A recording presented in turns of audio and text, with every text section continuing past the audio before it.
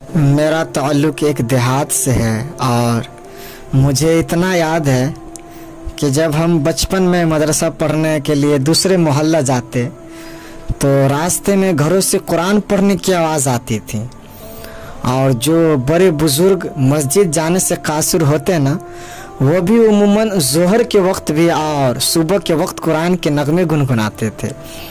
लेकिन आज तो घरों से पॉप म्यूज़िक की सदाएं तो सुनने को मिलेगी, लेकिन कुरान के नगमे मौकूफ़ हो गए हैं।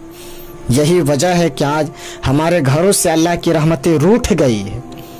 दौलत की फरावानी के बावजूद, वसाइल के कसरत के बावजूद, असबाब आसूदगी हासिल होने के बावजूद ना आसूदगी है, न सुकून है, न तमानियत है, न बरकत रही। इसलिए कि हमारे घरों से कुरान रुखसत हो गया। आज सुबह उठ के लोग फेसबुक का चेहरा तो देख लेते हैं, लेकिन कुरान का नक्शा नहीं देखा जाता।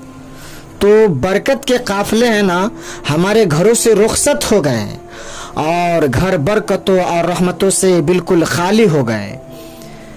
आज भी वक्त है, आज भी हम अपने घरों में बरकतों को वापस बुलाना है, रहमतों को अपने घर में वापस लाना है, तो कुरान मजीद की तिलावत को अपने मामूलात में शामिल करना होगा। फिर घर में आसेब का साया नहीं होगा, टोना और जादू नहीं होगा। फिर किसी बाबे और मलंग के पास जाकर के आपको अपनी दास्तान और अपने मसाइल बताने नहीं पड़ेंगे। आपके घरों में कुरान है ना कुरान, तो ये सारे दुखों का इलाज का यही मुर्शिद है। सारे दुखों का इलाज इसी में मौजूद है। सारी मुसीबतें और मुश्किलें और सारे मसाइब इसी कुरान के दामन से दूर होते हैं और इसी कुरान के वाबस्तगी से घर में बरकतें उतरती हैं। फिर आपको ना आसेब, न जादू, न टोना और किसी न कोई बंदिश है, नहीं किसी न कोई मसला है, कुछ नहीं होगा। आपके घरों में रहमत के साए हो जाएंगे और रब तबारक ताला की रहमत ढांप लेगी। इसलिए कि आपके घरों में कुरान की अगर तिलावत होगी तो रहमतों के फरिश्तों का नुज़ूल होगा, रहमत के फरिश्ते आएंगे। और जब रहमतों के फरिश्ते तुम्हारे या हमारे घर में उतरेंगे तो फिर कोई मुसीबत, कोई परेशानी, कोई बंदिश, कोई दुख हमारे घर में नहीं होगा। इसलिए कुरान मजीद की तिलावत को अपने मामूलात ज़िंदगी का हिस्सा बना लें। देखिए रमज़ान मुबारक का मुबारक महीना कि अक्सर लोगों के अंदर कुरान मजीद की तिलावत का मामूल रहा है और जो दिन बाकी, अभी 1 या 2 दिन बाकी रह गए हैं, इन अय्याम में भी तिलावत कलाम मजीद का माहौल बाकी रहेगा। तो इसकी बरकतें आप अपनी आंखों से मुशाहदा कर रहे हैं, देख रहे हैं। और अगर ये पूरा साल हमारे घरों में मामूल बाकी रहे, हमारी सुबह का आगाज़ ही हो तो कुरान से, हमारी बेटियां कुरान लेकर के बैठ जाएं, हमारे बेटे कुरान खोल करके बैठ जाएं, हमारे बूढ़े कुरान खोल करके बैठ जाएं, जवान भी कुरान पढ़े, बच्चे भी कुरान पढ़े, औरत भी कुरान पढ़े, मर्द भी कुरान पढ़े, तो मुझे बतलाइए कि कितनी रहमत और कितनी बरकत का घरों में नुज़ूल होगा और क्या उस घर की कैफियत होगी। जन्नत का एक बागीचा बन जाएगा। तो इसलिए अपने घरों में कुरान मजीद की तिलावत के मामूल को कभी भी आप तर्क न करें, है नहीं। चाहे रोज़ 2 ही सफ़े क्यों ना हो, आप ज़रूर कुरान मजीद की तिलावत को मामूल में रखें और तिलावत करें। इसके मामूल को तर्क हरगिज़ न करें। और अगर अल्लाह आपको नसीब करे तो इसको मफ़हूम और तर्जमे के साथ पढ़ने की कोशिश कीजिए, ताकि कुरान का जो हमारे नाम पैगाम है ना, वह भी हम समझ पाएँ कि कुरान हमें क्या बतला रहा है और हमें क्या मैसेज दे रहा है, ताकि हमारी ज़िंदगियाँ इस पाकीज़ा किताबों की रोशनी में और किताब के उजाले में बसर हो। और ये किताबुल्लाह का तीसरा हक़ है कि इसको मफ़हूम व तालिब के साथ समझने की कोशिश करें। ये हमारे रब का हमारे नाम पैगाम है। आपके किसी दोस्त या किसी मिलने वाले का आपके नाम ख़त आ जाए और वह उस ज़बान में हो जो ज़बान आप नहीं जानते हो, तो उतनी देर तक आप मुतमईन नहीं होते जब तक कि उसके मंदरजात समझ नहीं लेते।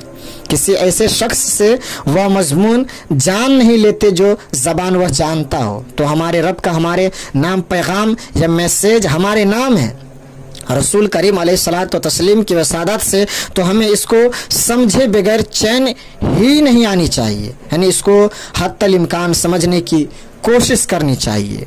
हम इस पैगाम को समझें कि हमारा रब हमें क्या फरमा रहा है, किन उमूर का हमें हुक्म दे रहा है और किन बातों से हमें रोक रहा है।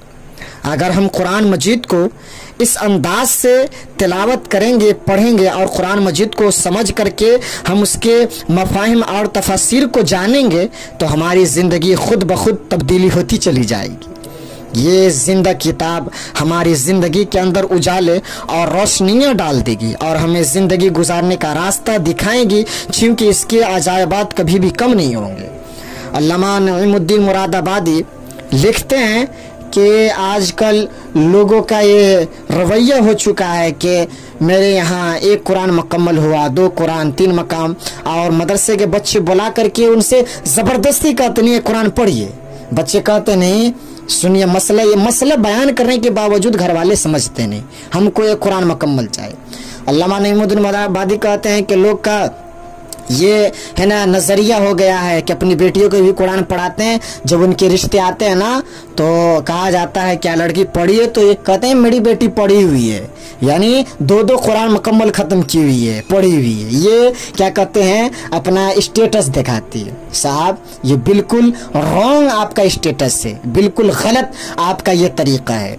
अल्लामा नईमुद्दीन मुरादाबादी कहते हैं कि लोगों सुनो, 10 कुरान मुकम्मल करते हो, 3 कुरान मुकम्मल करते हो और 4 कुरान मुकम्मल करने की बात करते हो, और क्या कहते हैं कुरान पे कुरान तुम है ना ज़बरदस्ती लोगों से ख़त्म करवाते हो, कहते हो कि मेरे बाप दादा के नाम से तुम है ना इसाले सवाब कर दो। सुनो, एक मसला मैं तुम्हें बता रहा हूँ। मसला ये है कि वो फरमाते हैं कि अगर कोई इंसान एक आयत कुरान मजीद की सही मफाहिमों, तराजीमों, मतालिब के साथ अगर पढ़ ले, उसकी तफसीर समझ ले, तो रब तबारक ताला उस पर ऐसा करम फरमाएगा कि अल्लामा साहब लिखते हैं कि 10 कुरान शरीफ मुकम्मल पढ़ने का सवाब मिलेगा। और अगर उसी को है न दुआ में इसाले सवाब के तौर पे किसी को बख्शे तो उसको भी 10 कुरान का सवाब मिलेगा, और जिनको बख्शा जाएगा, जिनको इसाले सवाब किया जाएगा, उन्हें भी 10 कुरान मुकम्मल का सवाब मिलेगा। ये कुरान का एजाज़ है, ये कुरान का एजाज़ हम उम्मत मुहम्मदिया के लिए।